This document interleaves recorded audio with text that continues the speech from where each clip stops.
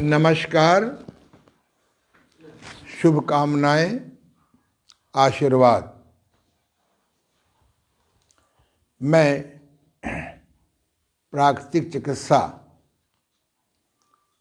Plus विशेषज्ञ, योग साधक, योग शिक्षक, योग चिकित्सा में पिछले 5-6 दशक से उसको सरलीकरण में, सिंप्लीफिकेशन में और उसमें अन्य औषध विहीन चिकित्साएं, लाफिंग थेरेपी, एक्यूप्रेशर थेरेपी आदि तथा आयुर्वेद की जड़ी बूटियों के किन निरापद, नो साइड इफेक्ट, नो रोग सप्रेशन यानी बीमारी को न दबाने वाली किन जड़ी बूटियों को शामिल कर दें कि ये हमारी प्राकृतिक चिकित्सा शीघ्र लाभकारी घोषित हो जाए। योग ऋषि डॉक्टर ओम प्रकाश आनंद, प्रधान चिकित्सक, देव अंतर्राष्ट्रीय योग प्राकृतिक चिकित्सालय, गीतानगर, कानपुर, प्रधान योग शिक्षक, देव अंतर्राष्ट्रीय योग केंद्र, गीतानगर, कानपुर, सम्मानित अध्यक्ष, इंटरनेशनल नेचुरोपैथी ऑर्गेनाइजेशन INO,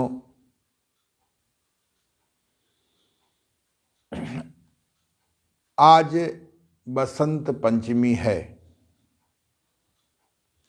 हमारी भारतीय संस्कृति के अनुसार से आज माँ सरस्वती जी का दिवस है। हमारी हिंदू मैथोलॉजी में, हमारी सनातन संस्कृति में माँ सरस्वती को विद्या प्रदायिनी माना गया है। मुझे याद है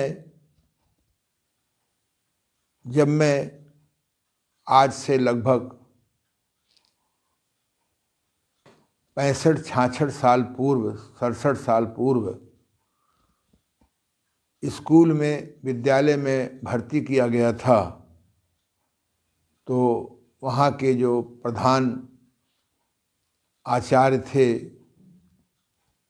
श्री ब्रह्मलीन स्वर्गीय राम प्रकाश पंडित जी, उन्होंने बहुत विधान के साथ सरस्वती पूजन कराया था।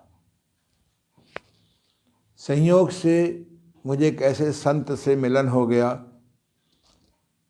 क्योंकि मुझे पढ़ने में इंटरेस्ट नहीं था, दिलचस्पी नहीं थी, पढ़ना क्या होता है ये बताया भी नहीं गया था।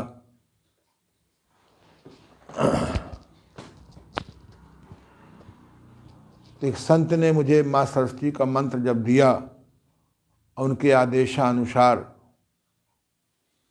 उसको मैंने जप किया। आज माँ सरस्वती की कृपा से ही इतना मुझे अनेक विद्याओं का अध्ययन करने को मिला, और एक बार मैं जो चीज़ पढ़ लेता हूँ प्रायः याद हो जाती है। प्राकृतिक चिकित्सा में आना भी एक आदर्श जगत की योजना ही मान लीजिए। मैं प्राकृतिक चिकित्सा को सबसे अधिक श्रेष्ठ मानता हूँ, क्योंकि मेरे इस पिछले 50-60 साल के कार्यकाल में एलोपैथिक, होम्योपैथिक, आयुर्वेदिक, यूनानी, सिद्धा, होम्योपैथी आदि चिकित्सा पद्धति से निराश होकर के लगभग 40,000 रोगी आए होंगे, मेरे पास रिकॉर्ड है। और जिन्होंने प्राकृतिक चिकित्सा को मन से किया, जिन्होंने मेरी बात मानी, वो पूर्ण स्वस्थ हुए, सब प्रकार के रोगों से मुक्त हुए। जिन्होंने भोजन ठीक किया, चिकित्सा के बाद भी ठीक रखा, वो आज भी स्वस्थ और दीर्घायु हैं। जिन्होंने अपनी उम्र 40 साल की उम्र में, 50 साल की उम्र में, 30 साल की उम्र में, 20 साल की उम्र में सोच लिया था कि हम 2, 4, 6, 10 साल के बाद संसार में नहीं रह पाएंगे, आज कोई 90 साल तक स्वस्थ रहा, कोई 99 साल तक स्वस्थ रहा। एक मेरे बहुत मिलने वाले हैं, आजकल उत्तराखंड में हैं, उनकी 111 वर्ष की उम्र है। कुछ दिन पहले मेरी बातचीत हुई, बोले आनंद जी, ये आपकी ही कृपा है कि मुझे बताया कि कब खाना चाहिए, क्या खाना चाहिए, कैसे खाना चाहिए, कितना खाना चाहिए, कभी खाने में गड़बड़ी हो जाए तो किस प्रकार से युक्त उपवास कर लेना चाहिए, और विशेष आवश्यकता पड़ने पर किस प्रकार से हम बस्ती कर लें, किस प्रकार से रबड़ नीति कर लें, किस प्रकार से कुंजर कर लें, आदि जो आपने शोधन क्रियाएं बताई हैं, उनका आज भी मैं प्रयोग करता हूँ। बहुत अच्छा लगा। प्राकृतिक चिकित्सा के बाद योग चिकित्सा में आ गया। जो मेरे गुरुदेव हैं योग चिकित्सा के,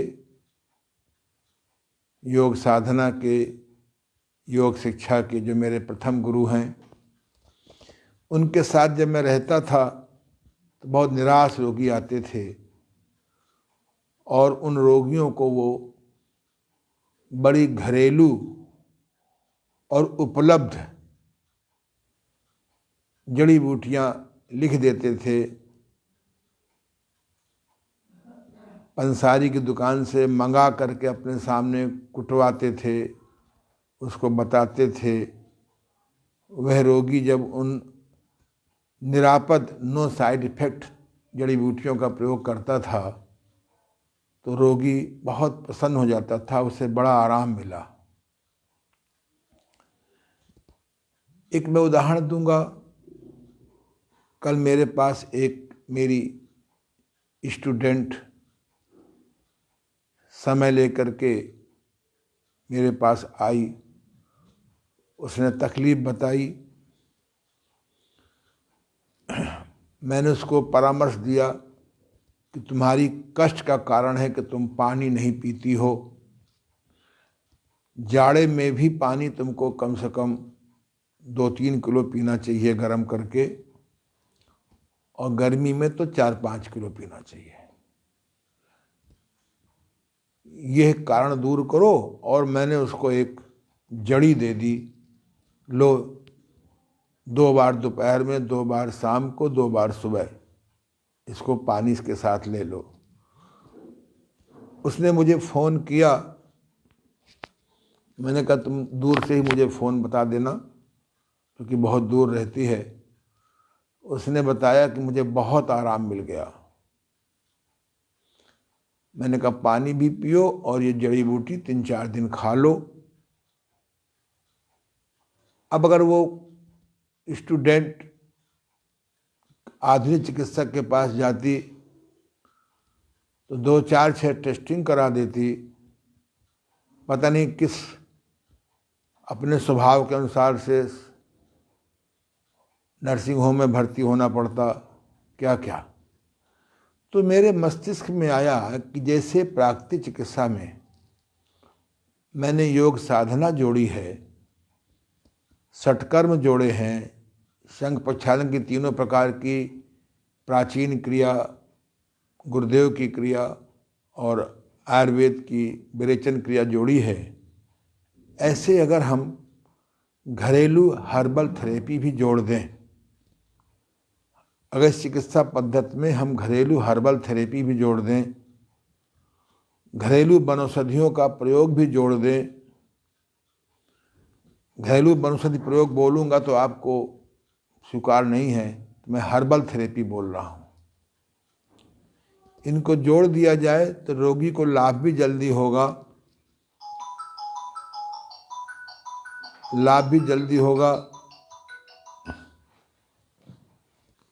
साथ में किसका बेटा ठीक।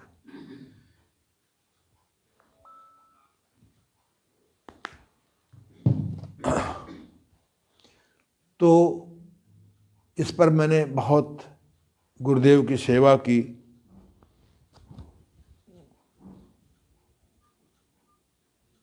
उन्होंने मेरे ऊपर बहुत कृपा की।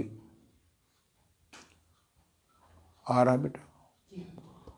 और उन्होंने मुझे कुछ पुस्तकें रिकमेंड की, बताई। वो लंबा विषय है। मैंने अपनी नई पुस्तक में जो कायाकल्प द्वारा रोग मुक्ति कैसे में एक चैप्टर दिया है, उसमें लगभग 25 जड़ी बूटियाँ जो हमारे घरों में रहती हैं उनके बारे में लिखा है और उनकी उपयोगिता लिखी है।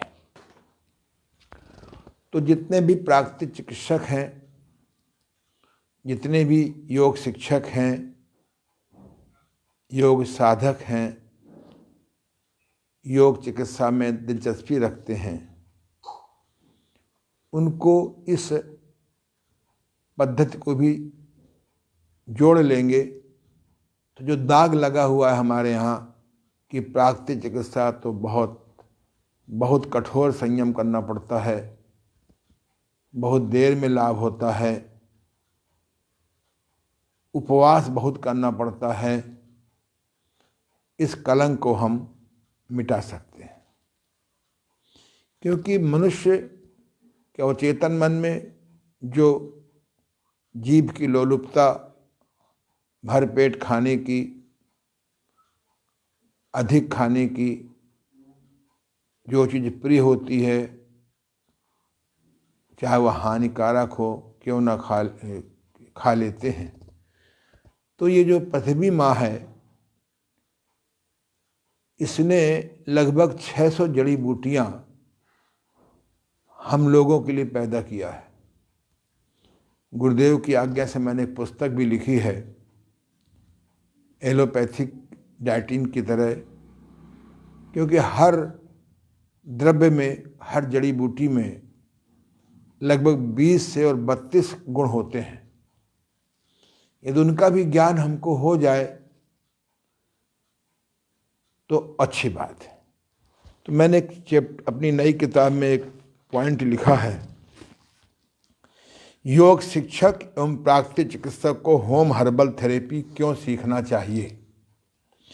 मुझे प्राकृतिक चिकित्सा यानी मिट्टी चिकित्सा, पानी चिकित्सा, धूप चिकित्सा, हवा चिकित्सा एवं उपवास द्वारा चिकित्सा वाली पद्धति में आए हुए लगभग 53 साल हो रहे हैं। मैंने अनुभव किया है कि प्राकृतिक चिकित्सकों को होम हर्बल थेरेपी यानी सरल घरेलू हानिकारक जड़ी बूटियों का ज्ञान बहुत जरूरी है। नहीं तो रोगी को ठीक होने में बहुत समय लग जाता है अथवा वह प्राकृतिक चिकित्सा को छोड़ देता है। जैसे एक रोगी को दस्त आ रहे हों और पहले से ही कमज़ोर हो, और यदि प्राकृतिक चिकित्सा के साथ अहानिकारक बेल चूर्ण का शरबत पिला दें तो 1 घंटे से 6 घंटे के अंदर उसका दस्त बंध जाएगा।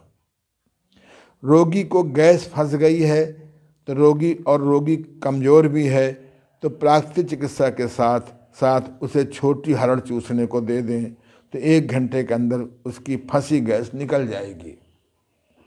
इसी प्रकार से अम्ल यानी एसिड से बहुत परेशान हो रहा हो और कमज़ोर भी हो तो उसे कद्दूकस से कस करके गरी चुसवाइए तो 1 घंटे से 3 घंटे में उसका एसिड, उसका अम्ल, उसका पित्त शांत हो जाएगा। इसी प्रकार से अगर कफ कुपित हो गया है और बहुत परेशान है तो अदरक में नमक मिलाकर उसे चुसवाइए तो कफ शांत हो जाएगा। इसी प्रकार से रोगी को भूख नहीं लगती हो तो सौंफ चबा चबा कर चूसने से लंबा उपवास नहीं करना पड़ेगा। इसी प्रकार से उसे यदि भूख बहुत लगती हो और अतिबला के बीजों की खीर खिला दीजिए तो उसकी भूख शांत हो जाएगी आदि। अर्थात मैंने अनुभव किया है कि यदि प्राकृतिक चिकित्सक को आयुर्वेद का प्रारंभिक और मूल सिद्धांत का ज्ञान भी हो जाए तो साथ में रसोई घर में उपलब्ध हमारे फल, हमारी सब्जियां, हमारे मूल, हमारे कंद, हमारी मेवा, हमारे मसाले, हमारे सभी प्रकार के अनाज के आयुर्वेदिक गुण मालूम हो जाएं तो प्राकृतिक चिकित्सा को सरल, शीघ्र, लाभकारी एवं व्यवहारिक बनाया जा सकता है। अन्य जानकारी के लिए होम हर्बल शिक्षा का पेज देखें। हाँ, प्राकृतिक चिकित्सक को ही नहीं, योग शिक्षकों को ही नहीं बल्कि सामान्य सभी चिकित्सा पद्धतियों को, नागरिकों को होम हर्बल थेरेपी का ज्ञान होना चाहिए। उन्हें भी इसका ज्ञान प्राप्त करके बीमारियों को अपने से बचा सकते हैं। ये मैंने एक चैप्टर लिखा है। और होम हर्बल को आयुर्वेद का नींव ज्ञान कह सकते हैं, बेस ज्ञान कह सकते हैं। हम होम हर्बल को प्राकृतिक चिकित्सा का हम आयुर्वेद का अनिवार्य ज्ञान कह सकते हैं। मुझे याद है कि जब मैं बहुत छोटा था तो मेरी माँ, जो पढ़ी लिखी नहीं थी, वो जिस परिवार से आई थी उनके पड़ोसी में एक बहुत अनुभवी वैद्य रहते थे। तो वैद्य जी बड़े ही परोपकारी स्वभाव के थे। तो बच्चों को वो बहुत छोटी छोटी बातें बताते थे। मेरी माँ को अच्छी प्रकार से मालूम था कि यदि किसी का पेशाब कम हो रहा है, रुक गया है, तो कुल्थी की दाल का काढ़ा, कुल्थी की दाल का पानी पिला दीजिए, खीरे का रस पिला दीजिए। उनको मालूम था कि जो वायु कारक सब्जियां हैं उनमें कैसे हींग मिलाया जाए। ये जो हमारे यहाँ जीरा, हल्दी, हींग, जो जितने भी हमारे घर में मसाले हैं, जितने घर में हमारी दालें हैं, जितने हमारे घर में सब्जियां हैं, फल हैं, मेवा है, इन सब का उनको प्राकृतिक ज्ञान था। वर्तमान में पिछले 50-60 साल में वर्तमान अंग्रेजी चिकित्सा पद्धति की ऐसी मार्केटिंग हो गई, लोग सुविधा की ओर भागने लगे कि लोग बाग अपना प्राकृतिक ज्ञान भूल गए और जो तामसी प्रकृति के लोग होते हैं वो दवाइयाँ नकली बनाने लगे। वो दवाइयों में जड़ी बूटी, यहाँ तक कि आयुर्वेद की पेटेंट दवाओं में भी जो तामसी प्रकृति के लोग होते हैं उनमें भी नकली बनने लगी। मैं किसी का दिल नहीं दुखाना चाहता हूँ, ये किसी व्यक्ति विशेष की गलती नहीं है। श्रीमद् भगवद गीता में लिखा है कि ये संसार त्रिगुणात्मक है। जो सात्विकी स्वभाव के होंगे वो स्वाभाविक धर्म का पालन करते हैं, मिलावट नहीं करेंगे, घटतौली नहीं करेंगे, झूठ नहीं बोलेंगे आदि। जो राजसी स्वभाव के होते हैं वो पैसे के और के चक्कर में प्रायः गिरने लगते हैं। और जो तामसी प्रकृति के लोग होते हैं, जो अपने सुख के लिए दूसरों का सुख छीनना उनका धर्म है, तो तामसी प्रकृति के लोगों का कोई धर्म नहीं होता। तो अब ये ब्रह्मा जी की सृष्टि है तो मैं तो इसमें कुछ कर नहीं सकता हूँ, लेकिन जो परम गुरु ने मुझे ज्ञान दिया है वो मैं आपके सामने दे सकता हूँ और दे रहा हूँ। तो मैं आपको इन 15 दिनों में क्या पढ़ाऊँगा उसकी पहले व्याख्या सुन लीजिए। इस होम हर्बल शिक्षा में मैं आपको आयुर्वेद का बहुत संक्षिप्त परिचय दूंगा। इसका और दूसरा, आयुर्वेद का जो विशेष सिद्धांत है जिसके न जानने से हम जड़ी बूटियों के चुनाव में गलती कर सकते हैं। हर चिकित्सा पद्धति का अपना एक सिद्धांत होता है। जैसे प्राकृतिक चिकित्सा का सिद्धांत है विकारवाद। विकार को भी 5 भागों में बांट दिया है: मल विकार, रक्त विकार, नाड़ी विकार, ग्रंथि विकार और मन विकार। एक छठवां और विकार आ गया है, वह है दवाइयों के दुष्परिणाम, साइड इफेक्ट आ गया है। एक छठवीं समस्या और आ गई है शहरों में, प्रदूषण। 7वीं समस्या और आ गई है कि हाउ टू मल्टीप्लाई मनी की बड़ी भारी बीमारी, आदि आदि आदि। आयुर्वेद में बताया गया है कि अग्नि कितने प्रकार की होती है। हम रोगी को कह देते हैं ये दवा खा करके, कुछ खा के दवा खाना। अगर वो मंदाग्नि का शिकार है तो उसको दवा और अधिक नुकसान कर जाएगी। तो अग्नि कितने प्रकार, अग्नि आयुर्वेद में 4 प्रकार की हैं। एक मैंने 5वीं अग्नि और ढूंढ ली है। आपको ज्ञान होना चाहिए कि रोगी मंदाग्नि का शिकार है कि तीक्ष्णाग्नि का शिकार है कि विषमाग्नि का शिकार है कि भस्मक का शिकार है कि वह समाग्नि में है। अगर आपने अग्नि के हिसाब से भोजन नहीं दिया, मंदाग्नि वाले को गष्ट भोजन दे दिया और भस्मक वाले को उपवास करा दिया तो गई भैंस पानी में। इसी प्रकार से हम आपको बताएंगे आयुर्वेद में 60 रस होते हैं। आयुर्वेद ने बनाया है कि कौन सा खाद्य पदार्थ मधुर है, कौन सा खाद्य पदार्थ अम्ल है, कौन सा खाद्य पदार्थ लवण है, कौन सा खाद्य पदार्थ कसाय है, कौन सा खाद्य पदार्थ कटु है और कौन सा खाद्य पदार्थ तिक्त है। ये जो हम भोजन करते हैं, अब करेला है, ये कसाय है और तिक्त है। अब कसाय है तो ये मधुमेह में फ़ायदा करेगा, तिक्त है तो ये खून को साफ करेगा। तो हमें आयुर्वेद ने बताया है कि हमारा कौन सा फल मधुर है, कौन सा अम्ल है, कौन सा कसाय है। इसी प्रकार से इन रसों का शरीर पर प्रभाव क्या पड़ता है। अब डायबिटीज का रोगी है तो मधुर भोजन ना ले या कम से कम ले, आदि। इसी प्रकार से हमको रोगी की प्रकृति जाननी चाहिए। ये कफ विकार की प्रकृति का है कि पित्त विकार की प्रकृति का है, यह वायु विकार की प्रकृति का है, कि ये वायु और पित्त मिला करके है, या ये वायु और कफ मिला करके है, या ये पित्त और कफ मिला करके है, या ये वायु पित्त कफ तीनों मिला करके है। तो यह ज्ञान आयुर्वेद वालों को भी होना चाहिए, योग शिक्षक को भी होना चाहिए। अब कोई आदमी कफ से पीड़ित है, यानी वह कफ विकार का रोगी है प्रधान। आपने उससे नहीं कहा कि ठंडा पानी मत पीना, आइसक्रीम मत खाना, ठंडे फल ना खाना, तो आपकी दवा भी करता रहेगा और गलती भी करता रहेगा, उसको लाभ नहीं होगा।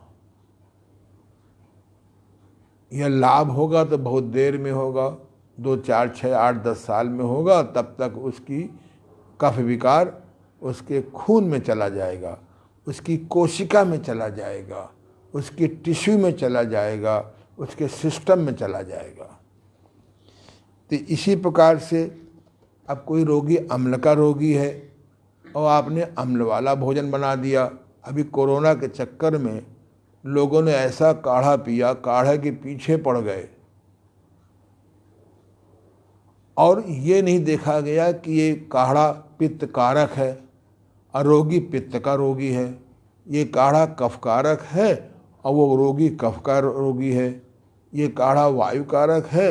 एक मैं उदाहरण दे रहा हूँ, और उसको आपने वायु कारक।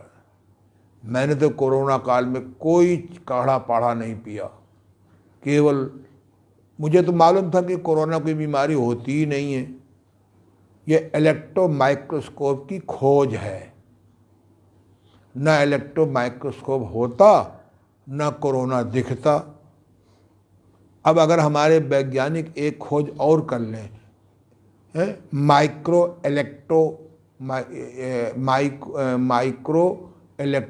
माइक्रोस्कोप, तो देखना एक इलेक्ट्रो वायरस ढूंढ लेंगे। अरे भैया, ब्रह्मचर्य व्रत का पालन करो, पेट ठीक रखो, खून साफ करो, अपनी दिनचर्या अच्छी करो, अपने अंदर ताकत पैदा करो। तो बेचारे वायरस को जिंदगी थोड़ा होती है। ये आयुर्वेद का सही ज्ञान घर घर न पहुंचने से ये वायरस संक्रमण के हम लोग पीछे पड़ गए। तो इसलिए वो अपना का भगवान कण कण में है तो वायरस भी कण कण में है?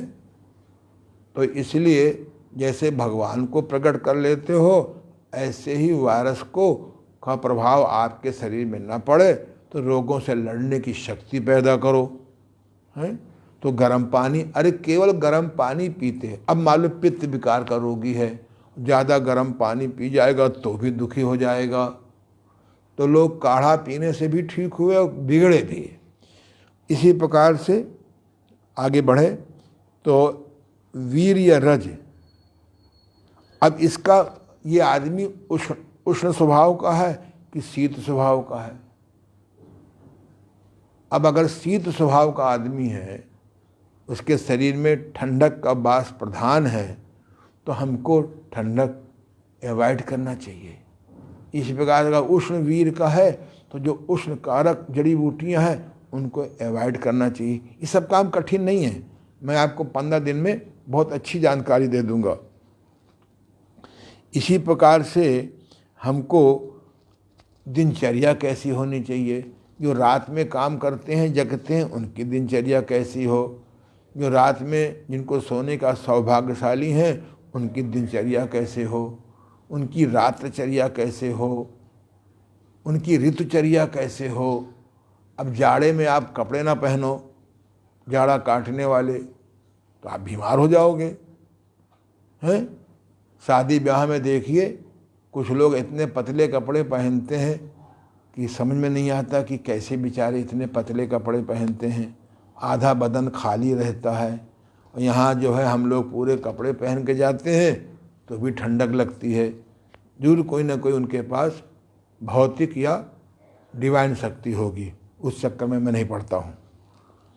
तो ऐसे ही, और गर्मी में आप स्वेटर पहनने लगो, गर्मी में स्वेटर पहनो और जाड़े में आप स्वेटर ना पहनो, ये आयुर्वेद के खिलाफ है? आपके पास हम मफलर खरीदने की औकात अगर नहीं है किसी कारण से, तो कान में रुई लगा लो। आजकल कान के बड्स आ गए हैं, उनको आप लगा लो, कान में ठंडक पहुँचेगी तो कान दर्द तो होगा। है? तो इसी प्रकार से किस ऋतु में क्या खाना चाहिए है? हमारे यहाँ आयुर्वेद में बहुत अच्छा ज्ञान दिया गया है कि बरसात में कौन सी जड़ी बूटी स्वाभाविक प्रयोग करिए खाने के साथ, ग्रीष्म काल में कौन सी जड़ी बूटी प्रयोग करिए, स्वाभाविक ज्ञान होना चाहिए। जाड़े में कौन सा हम खाद्य पदार्थ लें, कौन सी जड़ी बूटी लें, चौके में मौजूद कौन सी चीज़ लें कि हमको जाड़ा हमें कम लगे। अब गर्मी में बाजरे की रोटी खाओगे तो बीमार तो होगे ही, है? जाड़े में बाजरे की रोटी खाओ। वायु विकार है, अब बिना अजवाइन डाले चने की रोटी खाओगे तो हर थोड़ी देर में ठुस ठुस करोगे। चने की रोटी तो बहुत अच्छी चीज़ है, पर आयुर्वेद बताता है कि आप चने की रोटी में अजवाइन डाल लीजिए। ये छोटा छोटा ज्ञान पहले हमारे यहाँ परंपरागत सबको था। आज इस एलोपैथी की चकाचौंध में, इस फैशन के, अंध फैशन के चौक में ये हम सब भूल गए। परिणाम क्या हुआ कि छोटे छोटे बच्चे भी असाध्य रोगी हो गए। हम लोगों के बचपन में माताजी बादाम घिस करके खाने की बात कहती थीं। अब नहीं खाया, ये हमारी कमजोरी है। माताजी बेचारी नहीं दे पाई, क्योंकि पहले अगला बच्चा अभी अभी 13 के बाद कभी कभी। हमारे जॉइंट फैमिली होती थी, घर में बहुत काम होता था, चूल्हा करीबन 12 घंटे जलता था, सवेरे उठते ही चूल्हा जलाओ। आज की तरह गैस व्यवस्था नहीं थी। हमें याद है कि जब हमारी आज से 52 साल 48 साल पहले शादी में प्रवेश किया तो हमारी पत्नी वो अंगीठी भरा करती थी। उसी अंगीठी भरने में घंटा भर लगता था। फिर कोयला आया, फिर धीरे धीरे धीरे आते हुए ऐसे कर दो गैस खुल जाती है। क्यों भाई? तो पहले आदमी के पास समय नहीं था, बड़ी अव्यवस्था थी। आज तो हमारे पास साधन मौजूद हैं। तो उस चक्कर में हमको बचपन बताया गया था कि मस्तिष्क को तेज करना है तो अखरोट खाओ। ये हमने कोर्स किया डॉक्टर बिगमोर का। जिस मस्तिष्क की अखरोट की शक्ल मस्तिष्क से मिलती है, तो अखरोट खाने से मस्तिष्क को आराम मिलता है। पर अखरोट कैसे खाएं, उसकी भी कला मालूम होना चाहिए। काजू खाने से किडनी स्ट्रांग होता है, पर काजू कैसे खाएं हम आपको बताएंगे। किशमिश खाने से कैंसर के सेल्स डेवलप नहीं कर सकते हैं, पर किशमिश कौन सी खाएं, कैसे खाएं। हम लोग किशमिश तो भिगोते हैं और पानी फेंक देते हैं और कहते हैं बड़े अक्लमंद हैं। हमको तो मंद अकल लग रहा है। अक्लमंद माने उर्दू में होशियार होता है, हिंदी में मंद अकल माने होता है बेवकूफ़ आदमी। तो अपने को है मंद अकल और कह रहे हैं बड़े अक्लमंद हैं। अंजीर का जूस पीने से या अंजीर भिगो के खाने से पानी सहित हमारी रीढ़ हड्डी की डिस्क आराम मिलता है। ये पूरा कोर्स है। लौकी खाने से कौन सा अंग ठीक होता है, ये सारे हमारे आयुर्वेद में हिडन ज्ञान है। लेकिन हम लोगों को जानकारी न होने से दुखी हैं। कैल्शियम की गोली खाते हैं, जबकि हमारे यहाँ आयुर्वेद में लिखा है तिल का लड्डू गुड़ में मिलाकर खाने से कैल्शियम स्ट्रांग होता है। सरसों के तेल की मालिश करने से विटामिन डी मिलता है। ये सारा हमारे यहाँ आयुर्वेद में इसका प्रारंभिक ज्ञान है। इसकी एक पुस्तक आती है, वो मैं आपको धीरे से बता दूंगा।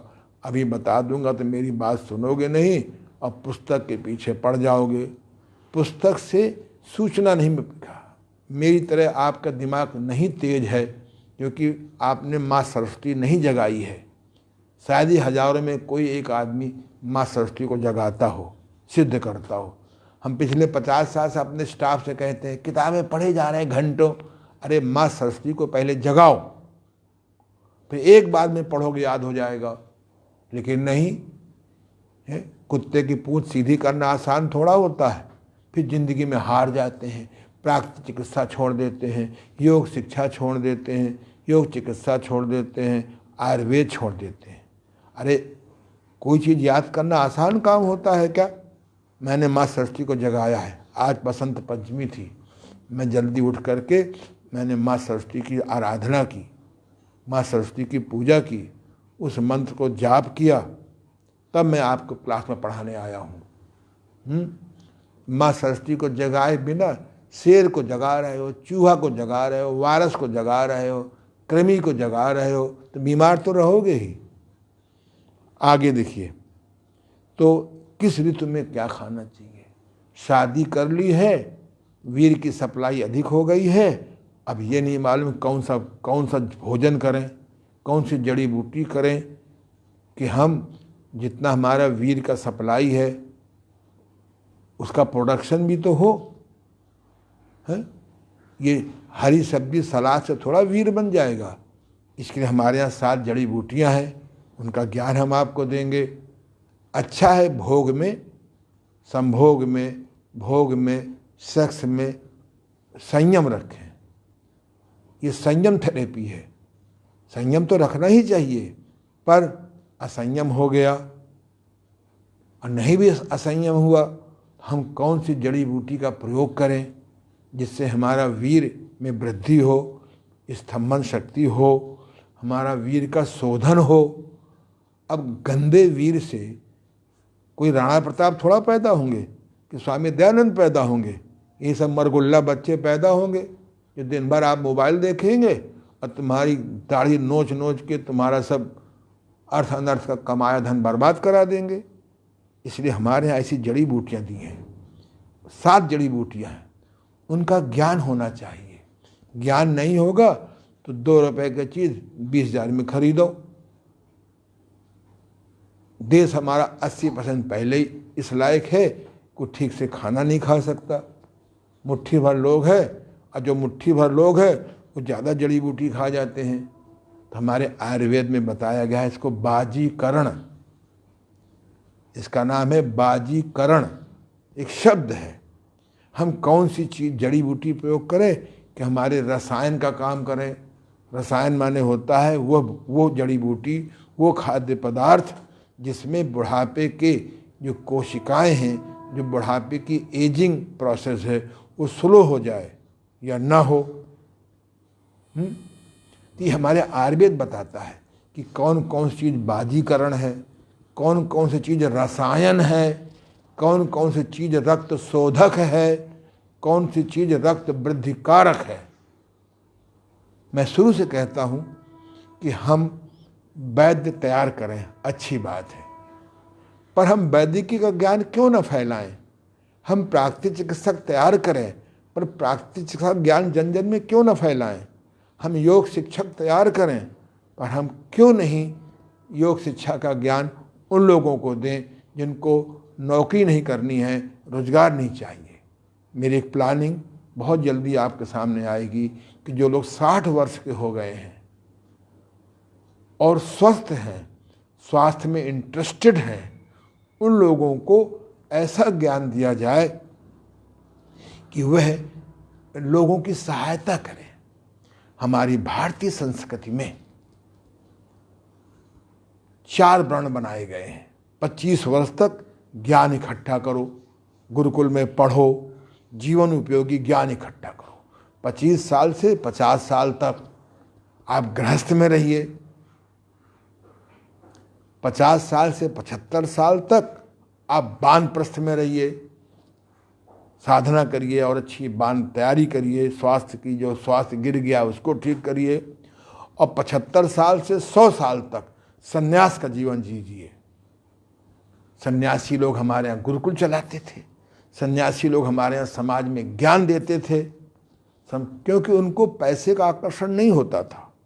आज लाखों आदमी वर्तमान सरकार की योजना से उनको पेंशन मिल रही है। किसी को 10,000 महीना, किसी को 20,000 महीना, किसी को 30,000 महीना, किसी को 40,000 महीना, किसी को 60,000 महीना। ऐसी गवर्नमेंट की पॉलिसी पेंशन की योजना के अंदर थी या है।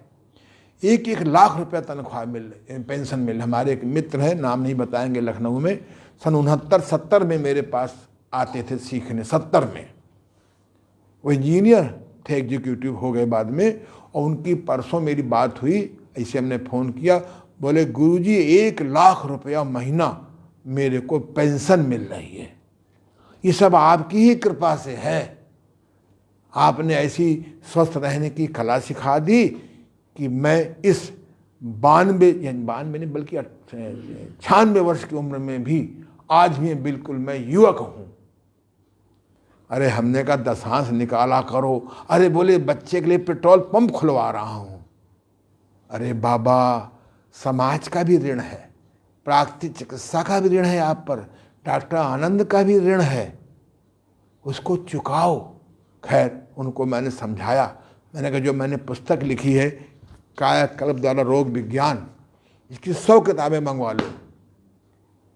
बाजार में किताब 600 की मिलेगी, ये नो प्रॉफिट नो लॉस पर मार 3100 में मंगा लीजिए आप, और 100 लोगों को बांटिए। बोले योजना तो आपकी बहुत अच्छी है। मैंने कहा समझ लो 31,000 रुपया ना मिला। 31,000 में ये 100 किताबें हमने कहा मैं भेज दूंगा, मुझे कोई लॉस भी नहीं है, मेरा कोई प्रॉफिट भी नहीं है, 100 आदमी को ज्ञान फैलाइए। तो ये जो योजना है, जब तक हम अपने आय का दशांश, अपने भोजन का चतुर्थांश, अपने 24 घंटे में 1 घंटा अपनी प्राप्त योग्यता को परमार्थ में नहीं लगाएंगे, तब तक भगवान की कृपा नहीं होगी। लोग मेरे पास आते हैं, 4-4, 6-6 गाड़ियाँ हैं, पेट नहीं साफ होता, नींद नहीं आती है, ब्लड प्रेशर नॉर्मल नहीं है, बस ना देना पड़े, ना निकालना पड़े, ना घटे, मरो जाके सर, हमें क्या करना है। हमारी बात नहीं मानोगे, तुम्हारे बेटे तुम्हारे बेटी अगर एक भी तामसी पैदा हो गया, तुम्हारा सत्यानाश कर देगी। मैं श्राप नहीं दे रहा हूँ, देख रहा हूँ समाज में।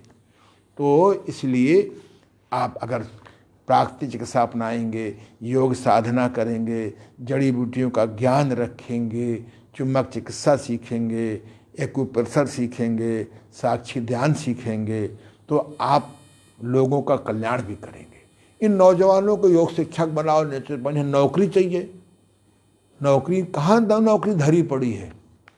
इसलिए रिटायर्ड लोगों को मैं बहुत जल्दी योजना बना रहा हूँ, रिटायर्ड लोगों को शिक्षा दी जाए, रिटायर्ड लोग ऑफ क्लास लें। परसों मेरे एक शिष्य आए थे, श्री रामकृष्ण मिश्र, उनकी 78 साल की उम्र थी। आज से 30 साल पहले उन्होंने हमारे यहाँ कोर्स किया था साल भर का, और आज वो इस उम्र में भी बिल्कुल स्वस्थ हैं और खूब लोगों की सेवा करते हैं। ये मैं कोई आपको थ्योरेटिकल बात नहीं करता हूँ।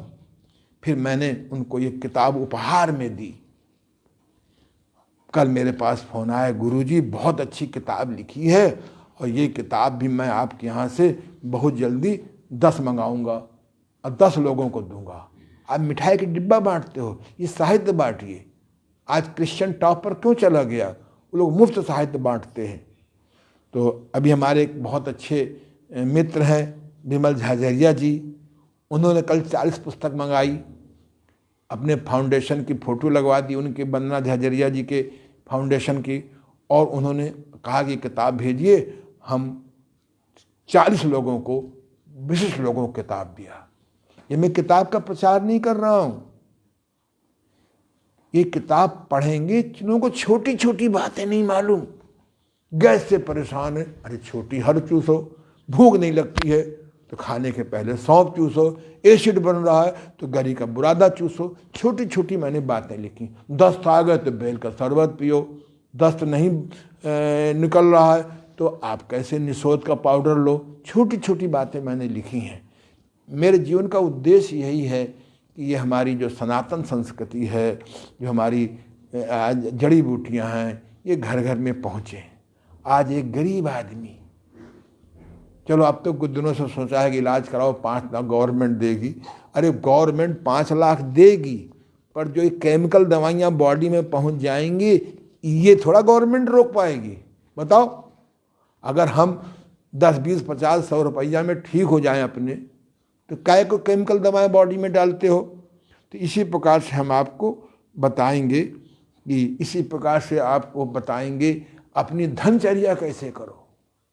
हैं, धन के मल्टीप्लिकेशन में इतना टाइम देने लगे कि आपका स्वास्थ्य खराब हो गया। अब जब स्वास्थ्य खराब हो गया तो घूमते रहो। कल मेरे पास कलकत्ता से एक फ़ोन आया, वो साहब फलाने ने आपके बारे में बताया है, जो उन्हें कथा बताई। अब कैसे कहें कि वो सत्यानाश हो गया 65 साल की उम्र में है। अब डायबिटीज भी है, ब्लड प्रेशर भी है, अनिद्रा भी है, सब इतनी कंपाउंड बीमारियां हो गई हैं। तो अब हम क्या कर सकते हैं? तो इसलिए हमें अपनी सनातन संस्कृति को वापस लौटाना है। अभी मेरे एक मित्र है डॉक्टर NK शर्मा, उन्होंने एक किताब लिखी है बहुत अच्छी, महात्मा बीमार क्यों। अरे बाप रे, क्या किताब लिखने की दम देखिए। अभी उन्होंने भेजी मेरे पास, महात्मा बीमार क्यों।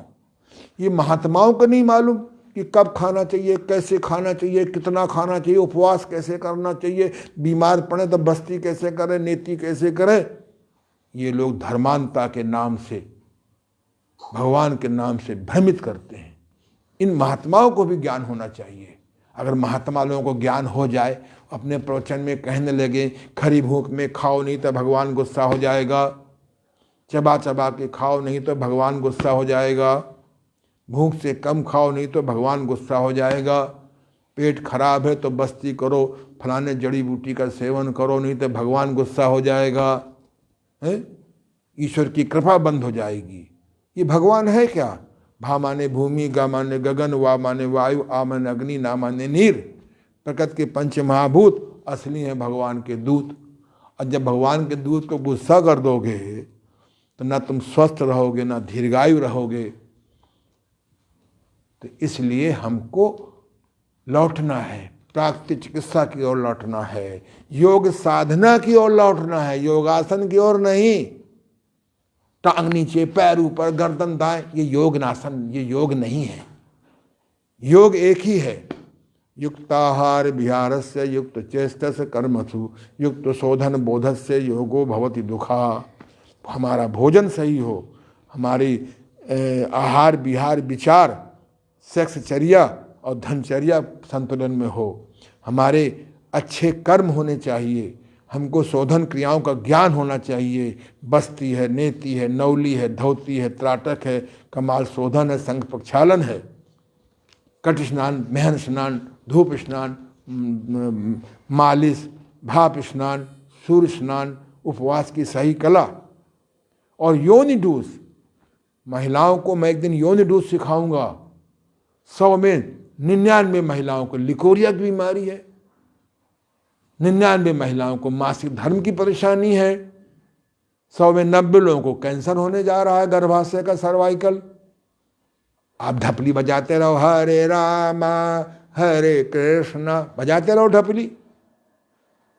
हमको लौटना होगा, हमको आध्यात्मिक ज्ञान के साथ साथ हमको अपनी सनातन संस्कृति की ओर लौटना होगा। नहीं तो कैंसर से नीचे कोई मरेगा नहीं। ऐसी अनजाने मार्केटिंग हो गई है, ऐसे अनजाने मार्केटिंग हो गई है कि कैंसर से नीचे कोई मरेगा नहीं, डायबिटीज़ से नीचे कोई मरेगा नहीं, ब्लड प्रेशर से नीचे कोई मरेगा नहीं, गठिया से नीचे कोई मरेगा नहीं। ये सारी की सारी ये बीमारियां फैल रही हैं। हमने प्राकृतिक चिकित्सा नहीं सीखा, हमने योग साधना नहीं सीखा, हमने घरेलू आयुर्वेद का जड़ी बूटी का ज्ञान नहीं सीखा, हमने मैग्नेट थेरेपी नहीं सीखी, हमने एक्यूप्रेशर थेरेपी नहीं सीखी, हमने सब कॉन्शियस फियर आउट थेरेपी नहीं सीखी। इस सारी पद्धतियों को हमें, इसी का नाम मैंने रखा है प्राकृतिक चिकित्सा प्लस। तो हमको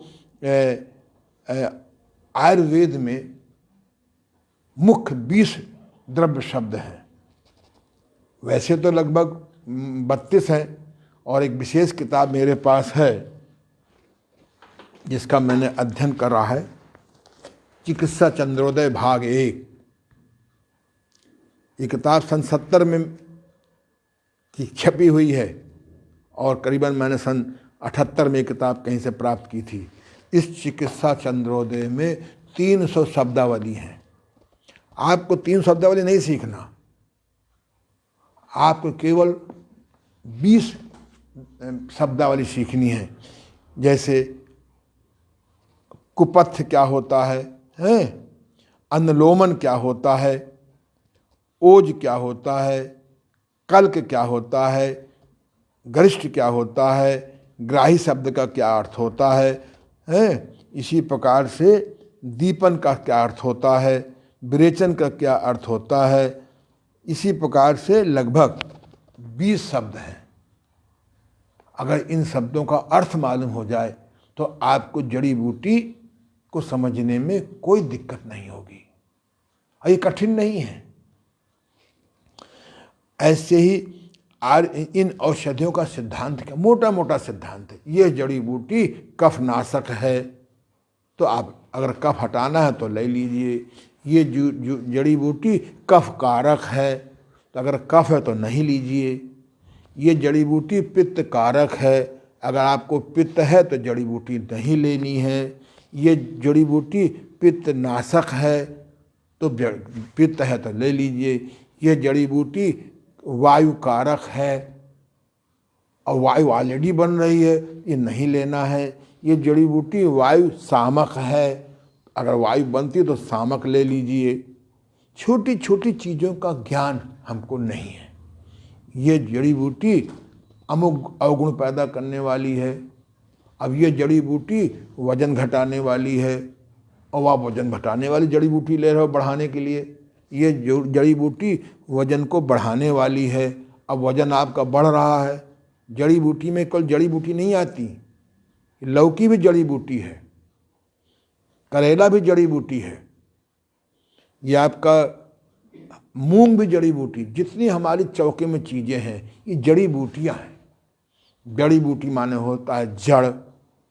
पेड़ की सबसे नीचे की चीज़ को क्या कहते हैं? जड़। और जो ऊपर से फल निकलता है उसे क्या कहते हैं? बूटी। तो जड़ी बूटी, जड़ी बूटी, उसमें जड़ी भी आता है, उसमें पत्तियां भी आती हैं, उसमें फूल भी आते हैं, उसमें तना भी आता है। जड़ी हो गई, तना हो गया, पत्तियां हो गई, पुष्प हो गया, फल हो गया। इन पांचों के बीच में एक बीज होता है। बीज, बीज में सब कुछ समाया होता है। हम तिल को लड्डू खा रहे हैं और तिल को भून रहे हैं आग में, उसका तो गुण खत्म हो गया। उसके आयुर्वेद में लिखा है कि कैसे हम अलसी का लड्डू बनावें। अब अलसी के लड्डू को कड़ी धूप में सुखा लीजिए और मिक्सी से क्रश कर लीजिए और गुड़ के उसमें बना लीजिए। आप लोग आग के पीछे इतना पड़ गए हैं, जैसे बेचारा पाकिस्तान पीछे पड़ा है कश्मीर के, हैं।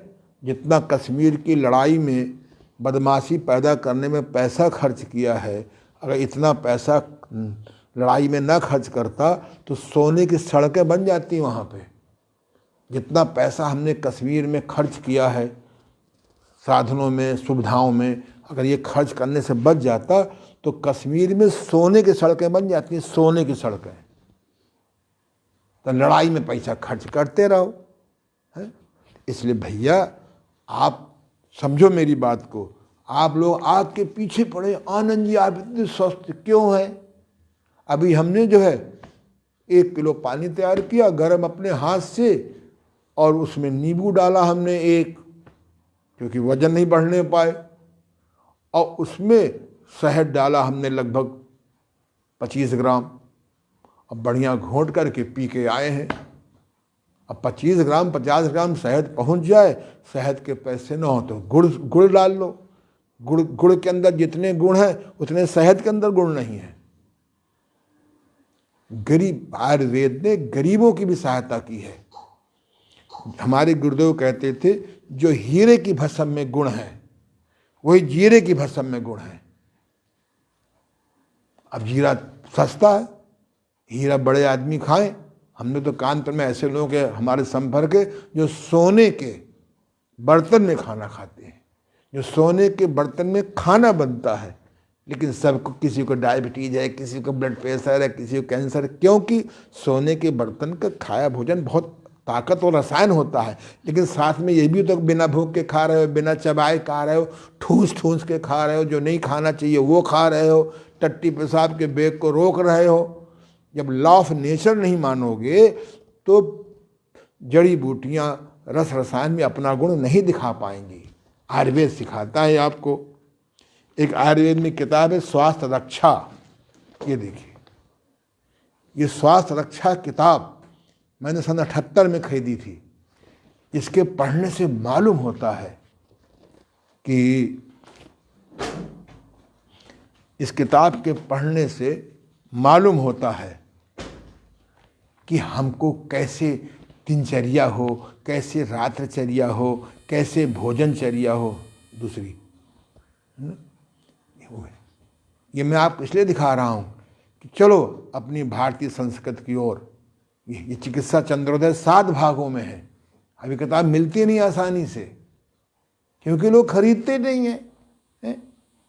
ये बस ये सारा मैं प्रयास कर रहा हूँ, ये सारा ज्ञान आपको इस वीडियो के द्वारा मिले, है ना। भगवान से प्रार्थना करें।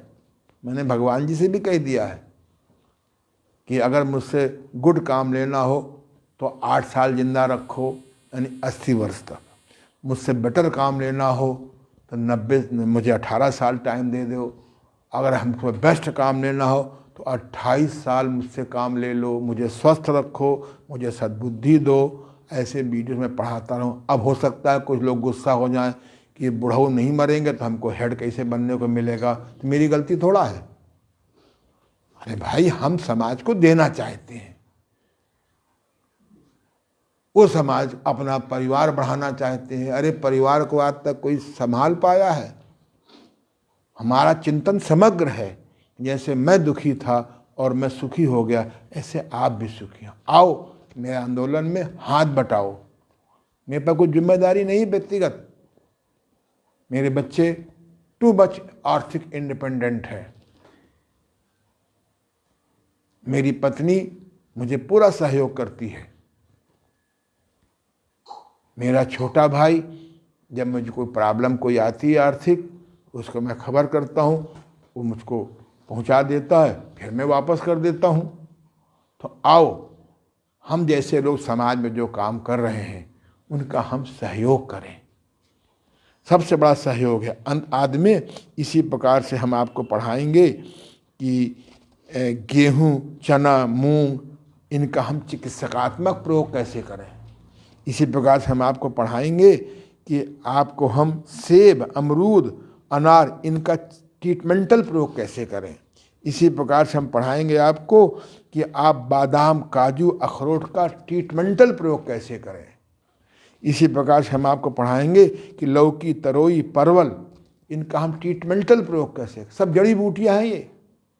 तरोई भी जड़ी बूटी है। तरोई किसी फैक्ट्री पैदा होती है क्या? कहाँ पैदा होती है? पहले जंगल में पैदा हुई थी, फिर लोगों ने खेत बनाया, फिर लोगों ने क्यारी बनाई। आजकल छतों के गमलों में लोग बना रहे हैं। है तो जड़ी बूटी के नहीं है। किसी फैक्ट्री में तो नहीं लौकी पैदा हुई, नेचर में पैदा हुई है। इसी प्रकार से हम आपको पढ़ाएंगे कि ये आपका चिरायता कुटकी, जिस देश में चिरायता कुटकी, नीम, गिलोय, पित्त, पापड़ा, नागर, मोथा हो और उस देश में बुखार आ जाए, उस देश में कैंसर आ जाए, हमने इन जड़ी बूटियों का ज्ञान नहीं है, इन जड़ी बूटियों का सम्मान नहीं है, हमारे पास धैर्य नहीं है, सब जल्दी में है। हमें कोई जल्दी नहीं है। बड़े आराम से पिछले 52 साल से चल रहे हैं। कब सवेरा होता है, कब शाम होती है, हम नहीं तनाव में रहते। कब 1 तारीख शुरू होती है, कब 30 तारीख आ जाती है, कब सन शुरू होता है, कभी हमें ही नहीं मालूम पड़ा कि 52 साल कैसे बीत गए। अपनी दिनचर्या ठीक रखते हैं, अपनी रातचर्या ठीक रखते हैं, अपनी मैथुनचर्या ठीक रखते हैं, अपनी धनचर्या ठीक रखते हैं और अपनी आराम से साधना कर रहे हैं। इसलिए हम मेरी बात नहीं मानोगे तो न तुम्हारे जइयो सब राजा, घातक रोगों से मरोगे। जो घर में अर्थ अनर्थ से धन कमाया है सब चला जाएगा। सरकार कब तक आपकी सहायता करेगी? सरकार खुद बीमार हो रही है। इसी प्रकार से हम आपको अब छोटी से अभी हमारी पत्नी ने टेस्ट कराया आँखों को, उनको मोतियाबिंदु था, मोतियाबिंदु कट गया, डॉक्टर हैरान है। उनका नंबर 2.5 या 3 था, -0.5 रह गया। बताओ, 64 साल की उम्र में चश्मे का नंबर घट रहा है। एक हमको जड़ी मालूम है, इस जड़ी को डालो आँखों में और चुम्बक को घुमाओ और एक्यूप्रेशर का पॉइंट दबाओ। छोटी छोटी बातें हमने प्रयोग किया। डॉक्टर ने कहा था आपको घुटना एक्सीडेंट हो गया है, नहीं काम करेगा। हमारा तो घुटना हमारा ठीक हो गया 90%, 10% भी ठीक कर लेंगे अगर लापरवाही नहीं करेंगे तो इसी प्रकार से हम आपको पढ़ाएंगे कि ये सब क्या चीज़ें हैं।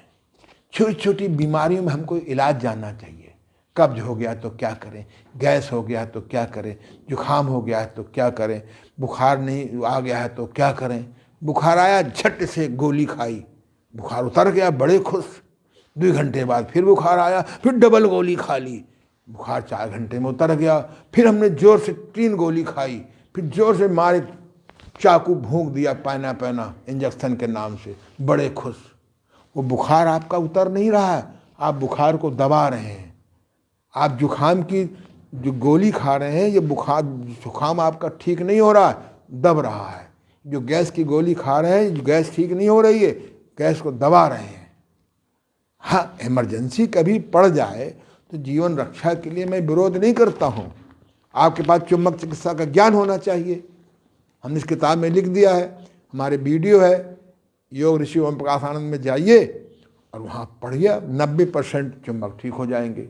कल हमारे पास एक चिंता भले एक फ़ोन आया शाहजहाँपुर से, कोई बिटिया रानी है, कहते गुरुजी आपकी किताब पढ़ करके आपसे मैंने चुंबक मंगाए और मैं इस समय 3 घंटा शाम को सेवा करती हूँ। अब पति के पास कहाँ टाइम है कि तुम्हारे को 3 घंटा घुमावे। फिल्मों में तो हीरो हीरोइन को पैसा मिलता है होटल में जाने का, यहाँ तुम जाओगे तो तुम्हारे पास से खर्चा होगा। बोलो, नकल करते हो फिल्मों की। फिल्मों में तो जो कैसा खर्च होता है, फैशन का, मेकअप का, होटल का और स्विमिंग पूल में कूदने का, वो पैसा हीरो खर्च करता है कि प्रोड्यूसर खर्चा करता है? बताओ। प्रोड्यूसर की नकल कर रहे हो, फिल्मों की नकल कर रहे हो। वो जो 3/4 कपड़ा नहीं पहनती हीरोइन लोग, वहाँ पर सब बाकायदे वो कमरा गर्म करने वाला लगा रहता है, और तुम शादी में जा रहे हो, जड़ाए रहे हो, वहाँ ऊपर से आइसक्रीम खा रहे हो, अक्लमंदो। इसलिए ये सारा जो हमने तय किया है, ये सारा ज्ञान हम आपको इन 15 दिन में देंगे। आज भूमिका है, मैं दावे से कहता हूँ कि जो ज्ञान मैं आपको दूंगा उससे आप एक अच्छे योग शिक्षक बन जाएंगे, उससे आज एक आप अच्छे प्राकृतिक चिकित्सक बन जाएंगे, उससे आप एक अच्छे आयुर्वेद के व्यवहारिक ज्ञाता हो जाएंगे, आप एक अच्छे एक्यूप्रेशर थेरेपिस्ट हो जाएंगे, आप एक अच्छे चुंबक चिकित्सक हो जाएंगे, आप एक अच्छे एलोपैथ के चिकित्सक हो जाएंगे। एलोपैथी के पास जाओ, बादी ना खाना, बादी ना खाना, उन्हें खुद नहीं पता कि बादी का अर्थ क्या होता है। अब रोगी जो है कफ का है तो कहो कफ ही ना खाना, यानी कफ का चीज ना खाना। अब रोगी को तो पित्त बढ़ा हुआ है, कहो पित्ती ना खाना, जो पित्त कारक चीजें हैं वो ना खाना। हर चीज में बादी ना खाना, बादी ना खाना, खुद ही नहीं पता है, क्योंकि मेरा खोजी माइंड है। इसलिए मैं ये ज्ञान परमात्मा की प्रेरणा से, गुरु की आशीर्वाद से मैं देना चाहता हूं। मैं किसी के व्यापार में नहीं बददखल करता। आप अपने ढंग से पैसा कमाइए, हमारा उसमें कोई शिकायत नहीं है। लेकिन अगर आपको स्वस्थ रहना है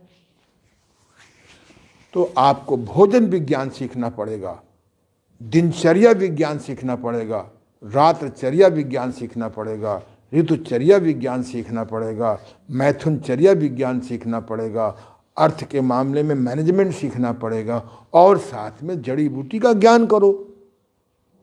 जड़ी बूटियों का अगर सही ढंग से ज्ञान हो जाए तो हमारे देश में लाखों आदमी स्वयं रोजगार उत्पन्न कर सकते हैं। आपने देखा होगा कि सड़कों में कुछ लोग टेंट लगा करके सामान बेचते हैं, जड़ी बूटियां।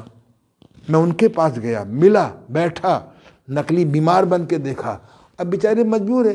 एक बहुत हिमाचल में एक बहुत बड़ा योगी था, उसके दिमाग में आया कि हम किस प्रकार से लोगों को रोजगार पैदा करें। वो वहाँ ट्रेनिंग देता है 3 महीना, परंपरा बनी हुई है। आज लाखों आदमी वो टेंट में बेचारे वीर वर्धक, वीर स्तंभक तमाम जड़ी बूटियाँ देते हैं।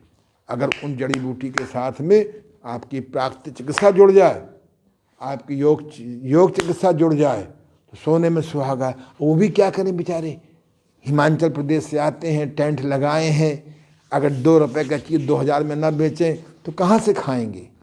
हमने मिला, वो भी बहुत दुखी हैं, लेकिन फिर भी स्वयं रोजगार उत्पादन कर रहे हैं। कुछ भी हो तो मैं उनसे मिला, अच्छी बात है। मैं किसी का विरोध नहीं कर रहा हूँ, मेरा किसी विरोध है भी नहीं। न मैं सरकारी एड लेता हूँ, न मैं रनिंग के लिए चंदा मांगता हूँ, और ना ही मैं महिलाओं से पैर छुआता हूँ। तो चंदा तो महिलाओं से मिलता है। वो पति से गुस्सा रहती है, किसी बात पे क्षमा करती नहीं है, और जब कब्जा कर लेती है तो बेचारे महात्माओं को दे आती हैं। गलत तो नहीं कह रहा हूँ। तो मैं आपको क्षमा विज्ञान सिखाऊंगा।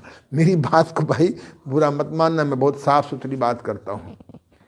तो इसलिए आप ये ज्ञान सीखो। आज हमने आपको कोई विशेष ज्ञान नहीं दिया, पर जैसे बिल्डिंग बनाने के पहले हमको नींव बनानी पड़ती है, ऐसे मैंने आपको हर्बल थेरेपी का नींव ज्ञान दिया है। नींव माने नया ज्ञान, नींव माने वो बेस, नींव माने नया नहीं कह रहा हूँ, NEW नहीं, नींव। मैं कोरोना को बहुत धन्यवाद देता हूँ, इस डिजिटल दुनिया को बहुत धन्यवाद देता हूँ, इस तरंगों को धन्यवाद देता हूँ जिनके माध्यम से मैं आपको अपनी सनातन ऋषियों की बातें, अपने योगियों की बातें, अपने परोपकारी आदमियों की बातें आप तक मैं पहुँचा रहा हूँ। कल हम आपसे नए ढंग से मिलेंगे। धन्यवाद, शुभकामना, आशीर्वाद।